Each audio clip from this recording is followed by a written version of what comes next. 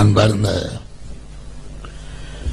பெருமாள் திரைப்பட இசை ஒலிநாடா வெளியீட்டு நிகழ்ச்சியினுடைய தலைவர், தமிழ்நாடு திரைப்பட தயாரிப்பாளர் சங்கத்தினுடைய தலைவர் தம்பி ராமநாதன் அவர்களே,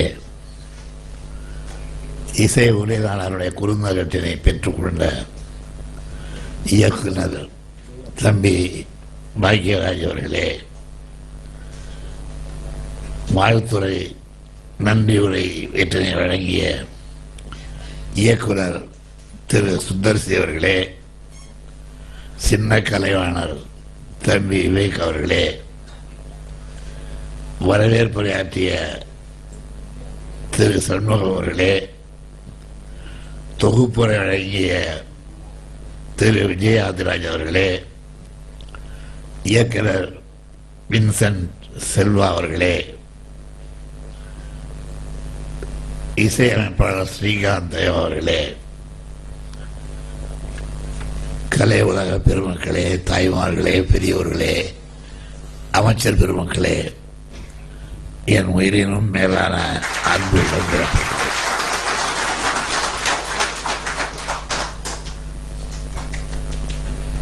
பெருமாள் என்று ஒரு படத்திற்கு பெயர் வைத்து அதனுடைய ஒலிநாடா வெளியீட்டு விழாவிற்கு என்னையும் அழைத்திருப்பது முரணானதல்ல, வினாக்குறியை எழுப்பக்கூடிய ஒன்றாகும். இந்த படத்தினுடைய 2 காட்சிகளை, பாடல் காட்சிகளை இங்கே ஒளிபரப்பி காட்டினார்கள். அதை பார்த்தபோதுதான் பெருமாள் என்ற பெயர் இந்த படத்திற்கு மிகவும் பொருத்தம். என்னுடைய குணத்திலே ஒரு முடிவு செய்து கொண்டேன். என்றால் இப்படிப்பட்ட காட்சிகளைத்தான் அந்த காலத்திலேயே பெருமாள் விரும்பி இருக்கிறார் என்று நான் புராணங்களிலே படித்திருக்கின்றேன், பழைய படங்களிலே கண்டிருக்கின்றோம். எனவே அதை மறவாமல் நம்முடைய நண்பர்கள் அந்த படத்திற்கு பெருமாள் என்ற பெயரிட்டிருப்பது முற்றிலும் பொருத்தமானது. சென்சாருக்கு கூட எந்த விதமான கஷ்டமின்றி இதை அங்கிருந்து தப்பித்து வருவதற்கு இந்த பெயர் மிக மிக வசதியானது என்பதை நான் நன்றாக அறிவேன். இந்த காலத்திலே சென்சார் என்பது, தணிக்கை என்பது அவ்வளவு ஒன்றும் கஷ்டமான காரியம் அல்ல. இங்கே நம்முடைய தம்பி பாக்கியராஜும் நம்முடைய சின்ன கலைவாணரும் சொன்னது போல, படத்தொழிலில் ஆரம்ப காலத்தில் நான் கதை வசனம் எழுதுகின்றவனாக ஒரு 75 அல்லது 80 படங்களுக்கு எழுதியிருக்கிறேன் என்றாலும் கூட, தொடக்க காலத்திலே 1957 பராசத்தை வெளிவந்த அந்த காலத்தில் இருந்து இந்த துறையிலே நான் அதிகமாக சங்கடப்பட்டது தணிக்கை அதிகாரி இடத்திலே தான். ஒரு முறை திரும்பிப்பார் நடிகர் தலைவர் சிவாஜி நடித்த படம், அந்த படத்தை தணிக்கை செய்வதற்காக அப்பொழுதெல்லாம் இன்றைய அண்ணா சாலையிலே ஒரு 5 மாடி கட்டிடத்தில் மேல் மாடியிலே தணிக்கை அதிகாரியினுடைய அலுவலகம் இருந்தது. லிப்ட் கிடையாது. அந்த 5 மாடியிலே ஏற வேண்டிய படிகள், நூற்றுக்கணக்கான படிகளை கடந்துதான் அந்த அலுவலகத்துக்கு செல்ல வேண்டும். சாஸ்திரி என்று ஒருவர், அதற்கு பிறகு ஐயர் என்று ஒருவர், இவர்கள்தான் தணிக்கை அதிகாரிகளாக இருந்தார்கள். திரும்பிப்பார் படத்தை 4000 அடி தணிக்கை செய்து வெட்ட வேண்டும் என்று சொன்னபோது எந்தெந்த பகுதிகள் என்று கேட்பதற்காக நான் டைரக்டர் காசிலிங்கம் மற்றும் நண்பர்கள் அந்த மாடிக்கு செல்ல ஒவ்வொரு நாளும் அத்தனை படிகளையும் கடந்து கொண்டிருந்தோம். ஒரு நாள் நான் சென்சார் அதிகாரியை பொறுத்த, ஐயா, இப்படி நடந்து வருவோமே, அதை பார்த்து கூட உங்களுக்கு கருணை ஏற்படவில்லையா என்று கேட்டபோது சொன்னார்கள், திருப்பதிக்கு ஏறினால் எவ்வளவு புண்ணியமோ அதுபோல இங்கே நீங்கள் ஏறி வந்து உங்களுக்கு புண்ணியம்தான் என்று நான் என்னுடைய கொள்கையை வந்து என்னை கேள்வி செய்ய வேண்டும் என்பதற்காக சொன்னார். நான் உடனே சொன்னேன், திருப்பதியிலும் இங்கேயும் ஒரே ரிசல்ட் தான் என்று நான் அவரிடத்திலே சொன்னேன். அந்த அளவிற்கு அன்றைக்கு இருந்த ஜாமவான்களான AVM Chettiar, TR Sundaram, Jupiter Somu, இப்படிப்பட்டவர்களெல்லாம் முயற்சித்து சென்சார் அதிகாரி சந்தித்து 4000 அடி வெட்டினால் படம் எப்படி ஓடும், இந்த மிச்சம் என்ன இருக்கும் என்று கேட்டு அதற்கு பிறகு 2000 அடியோடு அந்த சின்னங்களை முடித்தார்கள். இது ஏன் சொல்கிறேன் என்றால், அப்படி ஒன்றும் வெட்டப்பட வேண்டிய காட்சிகள் அதில் இல்லை.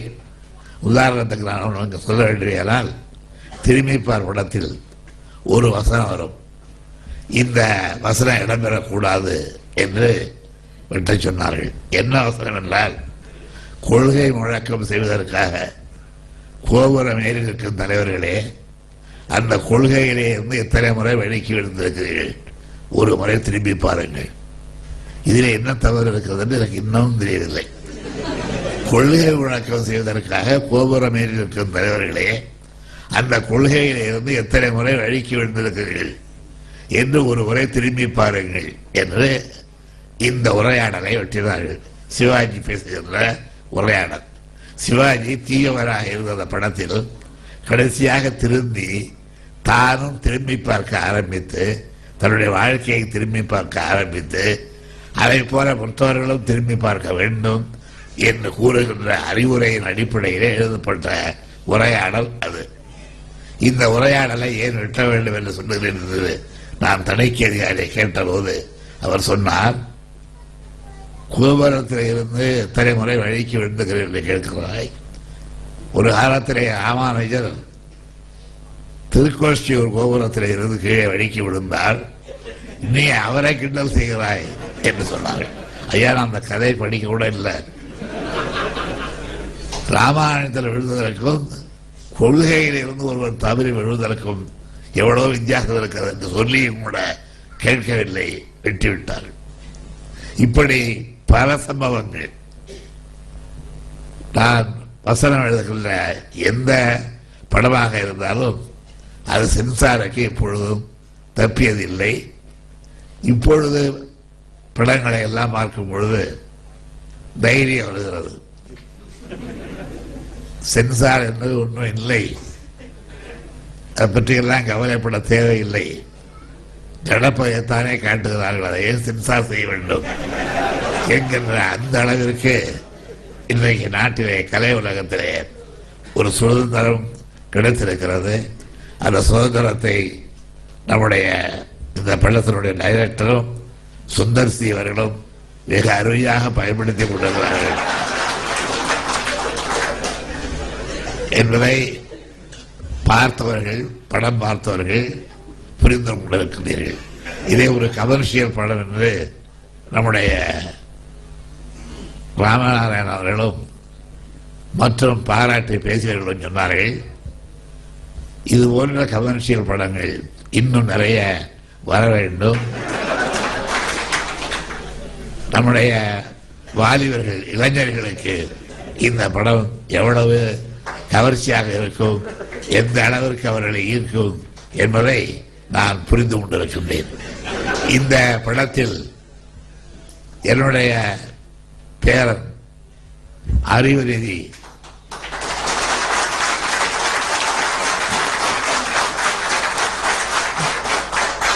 உங்களுடைய கைவழியில இருந்து அறிவுறுதிக்கு நிறைய நண்பர்கள் இருக்கிறார்கள் என்று எனக்கு நன்றாக புரிகிறது. அதை நான் உணராமல் இல்லை. நான் சொல்ல மாட்டேன், மனதுக்குள் நினைத்துக் கொள்வேன். அப்படி நினைக்கின்ற அளவிற்கு நீங்கள் நிறைய நண்பர்களை தம்பி அறிவுறுதி பெற்றிருப்பது எனக்கு உள்ளபடியே பெரும் மகிழ்ச்சியை ஏற்படுத்தக்கூடிய ஒன்றாகும். அறிவுறுதியினுடைய தந்தை என்னுடைய மூத்த மகன் மூக்காமுத்து இந்த துறையிலே அடியெடுத்து வைத்து இப்பொழுது இந்த துறையிலிருந்தே ஒதுங்கி இருக்கிறாரா, விலகி இருக்கிறாரா, என்ன ஆனார் என்று தெரியாத அளவிற்கு என்னிடமிருந்து வெகு தூரத்தில் இருக்கிறார். என் மனதிலே இருக்கிறார். மனதிலே இருப்பதை வேண்டுமானால் பக்கத்தில் இருக்கிறார் என்று சொல்லலாம். ஆனால் அவருடைய குடும்பம் இருக்கின்ற அளவில், அவருடைய வாழ்க்கை இருக்கின்ற அளவில் வெகு தொலைவிலே இருக்கிறார். அப்படி அவர் இருப்பதற்கு காரணம் என்ன என்று தம்பி அறிவுறுதிக்கு நன்றாக தெரியும். அதை உணர்ந்து இந்த துறையிலே அறிவுறுதி உழைக்க வேண்டும், நடந்து கொள்ள வேண்டும். யார் யார் மக்கள் வழிகாட்டுகிறார்கள் என்பதை விட அறிவுறுதிக்கு நான் சொல்லுவேன், நண்பர்கள் காட்டுகின்ற வழியை விட உன்னுடைய தந்தை காட்டிய வழியை நீ பின்பற்ற வேண்டாம், உணர்ந்து அதன்படி நடந்து கொள் என்பதுதான் என்னுடைய அறிவுரையாகும். எந்த வழி தீதானது, எந்த வழி நன்மையானது என்பதை இன்றைக்கல்ல 3000 ஆண்டுகளுக்கு முன்பு கணியன் பூங்கொன்றன் வெகு அழகாக யாதும் ஊரே யாவரும் கேளீர் என்கின்ற பாட்டிலே சொல்லிவிட்டு போகின்றனர். தீதும் நன்றும் பிறதரவாரா, தீமையானாலும் நன்மையானாலும் அதில் பிறர் அழித்து வரக்கூடியதல்ல. அதுக்கு என்ன அர்த்தம்? நமக்கு நாமே தேடிக்கொள்வதுதான். தீமையானாலும் நன்மையானாலும் நாமே தேடிக்கொள்வதை தவிர பிறரால் வருவதல்ல என்று 3000 ஆண்டுகளுக்கு முன்பு கணியன் பூங்கொன்றன் என்ற சமகால தமிழ் புலவர் எழுதியதை இன்றைக்கும் நீங்கள் சிட்டிநாட்டிற்கு நம்முடைய பண்டித கதிரேசன் செட்டியார் பிறந்த ஊரில் போய் பார்த்தால் கல்வியிலே செதுக்கி வைத்திருக்கின்றார்கள்.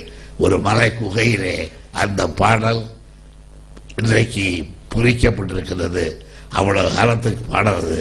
அந்த பாடலைத்தான் ரஷ்யாவுக்கு சென்ற பொழுது நம்முடைய முன்னாள் பிரதமர் இந்திரா காந்தி அவர்கள் யாதும் ஊரே யாவரும் கேளீர் என்று எங்கள் தமிழ் புலவன் பாடினான் என்று அங்கே இந்த பாட்டை சொல்லி ரஷ்யாவில் உள்ள ஏடுகளெல்லாம் அதை வெளியிட்டார்கள். அப்படிப்பட்ட மிகச்சிறந்த அறிவுரை பாடல் அந்த பாடல். நன்மையானாலும் தீமையானாலும் அது பிறரால் நமக்கு வரக்கூடியதல்ல, நாம் தான் தேடிக் கொடுக்கிறோம் அதை என்று அன்றைக்கு கணியன் பூங்கொன்றன் பாடிய அந்த பாடலை மனதிலே பதிய வைத்துக் கொண்டு தம்பி அறிவுறுதி இந்த உலகத்தில், சினிமா உலகத்தில், திரை உலகத்தில் புகழார்ந்த பையனாக, புகழார்ந்த அவர்கள் சொன்னதை போல கதாநாயகனாக வந்தாலும் சரி, பாடலிலே பாராட்டப்படக்கூடிய அளவிற்கு வளர்ந்தாலும் சரி, அப்படி வளர வேண்டும் என்று நான் கேட்டுக் கொள்கின்றேன். தம்பி பாக்கியராஜ் இங்கே பேசும் பொழுது நான் எழுதிய ஒளியின் ஓசை வரையிலே எடுத்து சொல்லி அவற்றிலே இன்னும் நான் எழுதுகின்ற வசனங்கள் உயிரோடு இருக்கின்றன என்பதை எடுத்து சொல்லுகிறார். உயிரோடு இருப்பவர்கள், உயிர் இல்லாதவர்கள் என்று பார்த்தால் நாளைய தினம் நடைபெற இருக்கின்ற உண்ணாநோன்பு போராட்டத்தில் யார் யார் கலந்து கொண்டு அந்த உண்ணாநோன்பு நோக்கத்தை நிறைவேற்ற எண்ணுகிறார்களோ, நினைத்தால் போது நினைக்கிறார்களோ, அவர்களெல்லாம் தமிழ்நாட்டிலேயே உயிரோடு இருப்பவர்கள் தான். அதை வந்து கலந்து கொள்ளாவிட்டாலும் கூட வந்து நேரடியாக காணவிட்டாலும் அங்கேயும் வாழ முடியாமல், ரெண்டும் கேட்டானாக நடுக்கடலில் சென்றால் கூட அங்கிருந்து திரும்பி வர முடியாமல் தத்தளிக்கின்றாரே தமிழன். அந்த தமிழனை பற்றி நினைக்க வேண்டும்.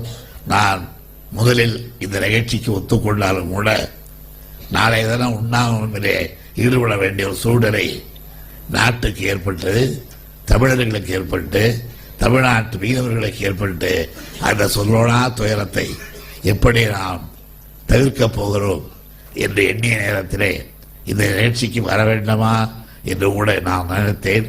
ஆனால் பேரர்கள பேரன் பரிந்துரை செய்து இந்த திரையுலகத்திலே முன்னணியிலே இருக்கின்ற முக்கியமானவர்களெல்லாம் கலந்து கொள்ளுகின்ற ஒரு விழாவில் ஏமாற்றத்திற்கு யாரையும் ஆளாக்கிவிடக் கூடாது என்பதற்காகத்தான் உங்களுடைய அந்த அன்புக்கு கட்டுப்பட்டு நான் இங்கே வந்தேன். இதை பற்றியும் யாரும் நாளைக்கு எழுதலாம். உண்ணாவிரதற்கு சொல்லிவிட்டு இவர் உற்சாக விழாவிற்கு சென்று விட்டார் என்று கூட நாளைக்கு எழுதலாம். நான் அதை அப்படி எழுதுவதை கூட, என்னை தயக்கி எழுதுவதை கூட, நான் இப்படி வந்தது தவறு என்று சொல்வதை கூட உங்களுக்காக நான் செய்கின்ற தியாகங்களே ஒன்று அதை தாங்கிக் கொள்வது என்பதை உங்களுக்கு தெரிவித்துக் கொள்ள விரும்புகின்றேன். இந்த கலை உலகத்திற்கு கழக அரசின் சார்பாக செய்யப்பட்டுள்ள நன்மைகளை எல்லாம் எடுத்து சொன்னார்கள். நம்முடைய தலைவர், தயாரிப்பாளர் சங்கத்தினுடைய தலைவர் அவரும் சொன்னார், பாக்கியராஜன் சொன்னார், நம்முடைய சின்ன கலைவாணரும் சொன்னார். அவர்களெல்லாம் சொன்னதில் உண்மை இருந்தாலும் இல்லாவிட்டாலும் நான் இன்று நேற்றல்ல 1942 அல்லது 44ஆம் ஆண்டில் இருந்து இந்த துறையிலே இருக்கிறேன் என்றாலும் கூட நான் அரசியலிலே இருந்து இந்த துறைக்கு வந்தேனே தவிர இந்த துறையிலே இருந்து அரசியலுக்கு சென்றவன் அல்ல என்பதை உங்களை நான் திட்டவட்டமாக தெரிவித்துக் கொள்கின்றேன். நான் முதலில் கையிலே பிடித்த கொடி தமிழ் வாழ்க, இந்திய ஆதிக்கம் வீழ்க என்ற கோஷத்தோடு பிடித்த கொடிதான். அது இன்றளவும் என்னுடைய நெஞ்சிலே இன்றைக்கு துடிப்பாக இருக்கின்ற அந்த கோஷம்தான். அதுதான் எனக்கு முதலில். இது இரண்டாவது தான். இரண்டாவது என்பதற்காக இதை நான் தாழ்த்தி கூறுகிறேன். அடுத்த வரிசையில் வைக்கிறேன் யாருங்கிறத கூடாது. இதற்கு தர வேண்டிய முக்கியத்துவத்தை தர வேண்டிய நேரத்திலே நான் தலைமையேற்றிருக்கின்ற இந்த ஆட்சி தந்து கொண்டுதான் இருக்கின்றது. இன்றைக்கு இந்தியாவிலேயே தமிழ்நாட்டிலே தான் வரி இல்லாத சினிமா, வரி அளவே ரத்து செய்யப்பட்ட சினிமாவை காணுகின்றீர்கள். இங்கே நண்பர்கள் சொன்னதை போல் ஒரு காலத்தில் ராஜாஜி மண்டபத்துக்கு 1 லட்சம் ரூபாய் கட்டினால்தான் நீங்கள் உள்ளே நுழைந்து ஷூட்டிங்கே எடுக்க முடியும் என்று இருந்தது. இப்பொழுது 1000 ரூபாய் 500 ரூபாய் கட்டினால் போதும் ராஜாஜி மண்டபத்திற்கு என்கின்ற அளவிற்கு சௌகரியம் செய்யப்பட்டிருக்கிறது. இவ்வளவுக்கு பிறகு நான் என்ன கேட்கிறேன் உங்களை, தயவு செய்து படத்தை தமிழ் பெயர் வைத்து எடுங்கள் என்று கேட்கிறேன். இது கூட கேட்கக்கூடாதா? அப்படி கேட்பதும் சாதாரணமாக அல்ல.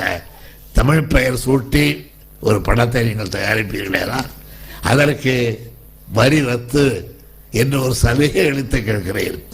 அப்படி தமிழுக்கு சலுகை அளித்தும் கூட நண்பர்கள் இங்கே எடுத்து காட்டியதைப் போல தமிழிலே பெயர் இல்லாமல் வடமொழி பெயர் அல்லது ஆங்கில பெயர், ஒரு படத்துக்கு பெயர் ABCD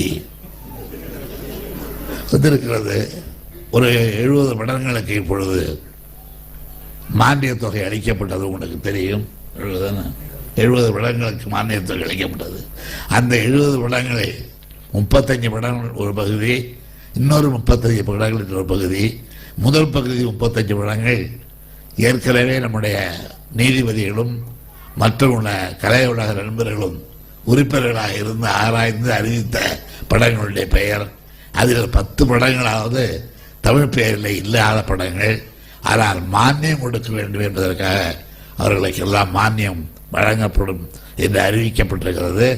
மற்ற இனிமேலாவது இந்த மானியத்திற்காக எடுக்கின்ற படங்கள் தனித்தமிழ் பெயரிலே இருக்க வேண்டும் சொல்ல மாட்டேன். குறைந்தபட்சம் தமிழ் என்று நினைக்கின்ற அளவிற்காவது அந்த படத்தினுடைய பெயர்களை அமைக்க வேண்டும் என்று நான் கேட்டுக் கொள்கின்றேன். இந்த வேண்டுகோளை இந்த நேரத்தில் வைப்பது மிக பொருத்தம் என்று நான் கருதுகின்றேன். இந்த வேண்டுகோளை நீங்கள் நிறைவேற்றுவீர்கள் என்று நம்புகின்றேன். இவ்வளவு சுற்றுச்சூழலுக்கு இடையிலே நான் இங்கே வந்து உங்களை வாழ்த்துகின்ற அந்த பணியை நிறைவேற்றியமைக்கு நீங்கள் எனக்கு தருகின்ற கைமாறாக வருங்காலத்திலே தமிழிலே படம் எடுப்போம், தமிழிலே பெயர் வைப்போம், தமிழ் பண்பாட்டை காப்போம் என்கின்ற உறுதிமொழியை எடுத்துக்கொள்ள வேண்டும் என்று உங்களை எல்லாம் கேட்டுக்கொண்டு, அதற்கு என்னுடைய ஒத்துழைப்பு, இந்த அரசுடைய ஒத்துழைப்பு நிரந்தரமாக உங்களுக்கு இருக்கும் என்ற உறுதியையும் தெரிவித்து, இந்த படம் பெருமாள் படம் நல்ல முறையிலே வெற்றிகரமாக இது வெளிவரும். இந்த படம் வெற்றி மாலை சூடும். இந்த படத்தினுடைய இன்றைய கதாநாயகர் சுந்தரசி அவர்கள் பல படங்களில் வெற்றி பெற்று பல விருதுகளை வாங்குவார். இந்த படத்திலே உழைக்கின்றவர்கள், பணியாற்றுபவர்கள் அத்தனை பேரும் பாராட்டப்படுவார்கள் என்கின்ற வாழ்த்துக்களையும் தெரிவித்து, நம்முடைய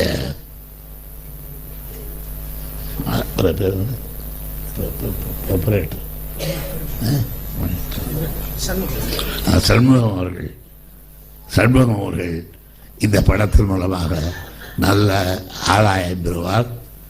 பெறுகின்ற ஆதாயத்தை முழுக்க என்னை போல கொடுத்து விட வேண்டும் என்று நான் சொல்ல மாட்டேன். ஓரளவுக்காவது ஏழை எளியவர்களுக்கு வழங்க வேண்டும். அப்போதுதான் ஏழை எளியவர்கள் எதிர்காலத்திலே சினிமாவை வாழ்த்துவார்கள். அவர்களுடைய நெஞ்சத்திலே அந்த வாழ்த்தும் ஒரு மூலையில் இருக்கும் என்பதை எடுத்து காட்டி, என்னுடைய பேரன் அறிவு நிதியை வாழ்த்துகிறேன். இப்பொழுது பேரனை எல்லாம் வாழ்த்துவது ரொம்ப ஆபத்தானது. இருந்தாலும் கூட இந்த பேரன் அப்படி நடக்க மாட்டார் என்ற நம்பிக்கையோடு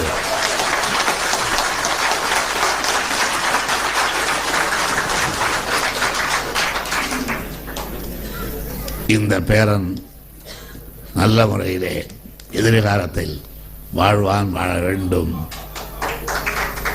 என்னுடைய நிலைமையில் அவன் ஒருவனாவது என் பெயரை சொல்லுவான் என்ற நம்பிக்கையோடு